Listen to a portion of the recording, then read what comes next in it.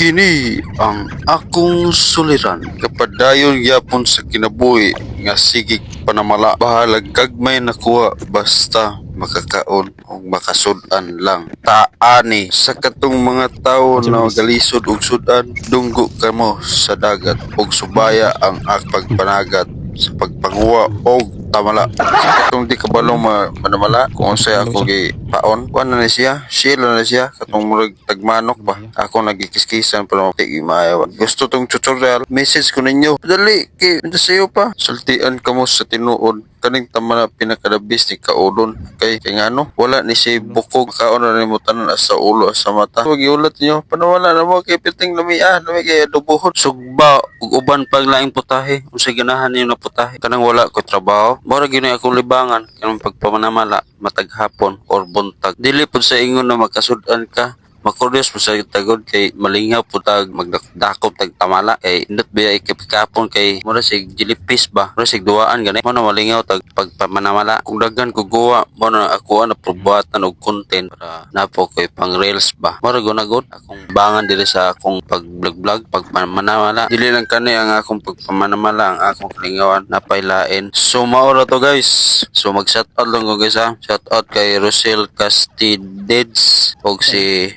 Emily Lacson Madirapol ug si Maribek Gabales. Shout out po kay Sindoy Ko Gabutero. Dugay na siya nagsubaybay sa atong mga video ug salamat sa inyong tanan. God bless all. Bye!